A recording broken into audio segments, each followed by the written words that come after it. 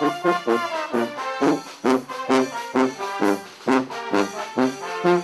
avons reçu une invitation et comme nous sommes commerçants, ça nous intéresse de rencontrer les autres commerçants de salon pour avoir un bon relationnel. Voilà, merci beaucoup. C'est la règle des 3 P, donc c'est la première, c'est la proximité. La deuxième, c'est le partenariat. On a fait avec André Bandano, avec la Chambre des métiers, on est en train de faire une tentative, c'est-à-dire d'essayer de se mettre ensemble pour servir nos clients communs. Car je parle, et en toute connaissance de cause, artisans et commerçants de proximité ont souvent de préoccupations communes. Le lieu incontournable pour les commerçants et les artisans, ils viennent ici, ils trouvent l'information qu'ils souhaitent, avec des conseillers à leur disposition. Également un programme d'animation, chaque mois un thème abordé, un showroom, un atelier pratique et une réunion thématique. Des demandes d'immatriculation, donc ça nous fait toujours plaisir. Malheureusement des demandes de radiation, ça nous fait moins plaisir. Également des modifications, mais aussi des gens qui viennent prendre des renseignements pour créer un commerce, une entreprise, voilà. Plus d'accueil, plus de services, plus de proximité et que tout le monde y trouve son compte et qu'on soit vraiment au service des commerçants et des artisans. Bien, première réponse par rapport à la première question. L'inauguration de ce soir et l'ouverture de ce soir va dans le bon sens parce que tout ce qui contribue au dynamisme de la ville est une bonne chose et tout ce qui peut contribuer au développement économique et l'installation ce soir de cette antenne va dans le bon sens.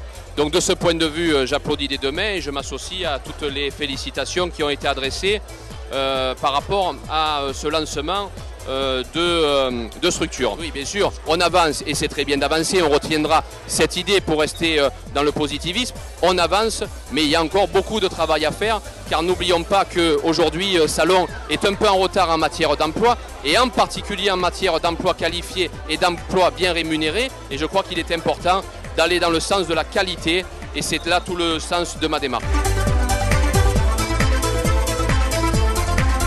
Je suis d'abord stupéfait de la nouvelle beauté de cette ville. Votre centre-ville est super, monsieur le maire. Les efforts que vous avez faits, je pense que sont en train d'être rentabilisés aujourd'hui.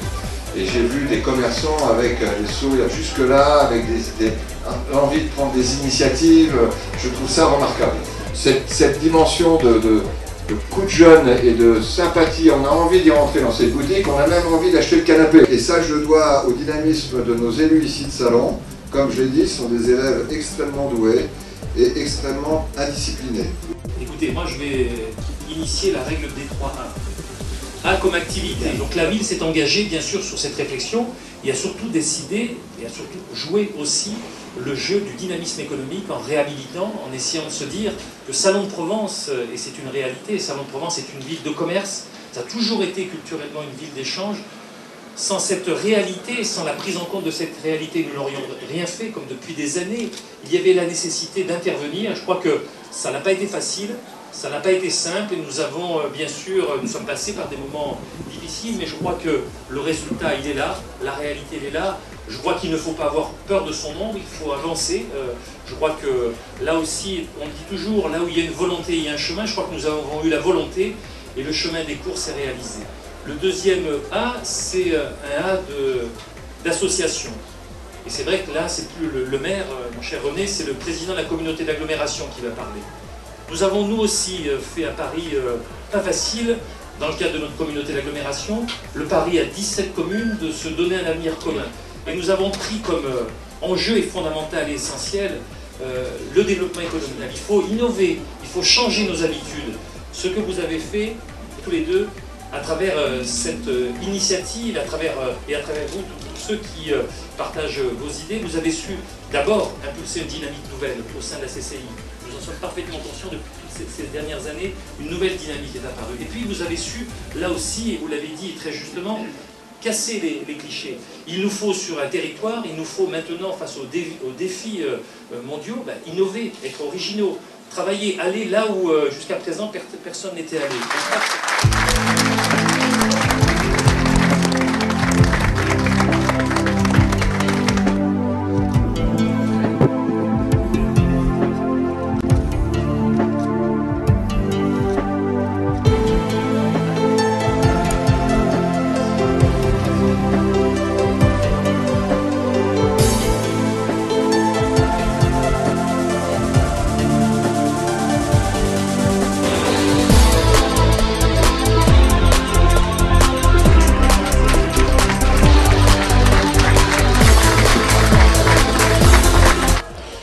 Et le résultat est là, et je pense qu'il faut aller vers la modernité, il ne faut pas avoir peur d'investir.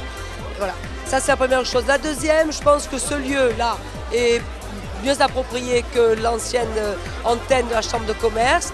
Elle est beaucoup plus accessible, elle est beaucoup plus centrale. Et elle est, comme l'a dit, je crois, les personnes consulaires de la Chambre de commerce, elle est mieux adaptée à nos défis. Oui, nous avons retrouvé beaucoup de clientèle, les gens sont très contents, c'est très joli, c'est agréable pour promener. Non, c'est indéniablement un succès, monsieur. Le commerce a fait une grande réussite avec cette ouverture de boutique, avec la proximité pour les commerçants et les artisans.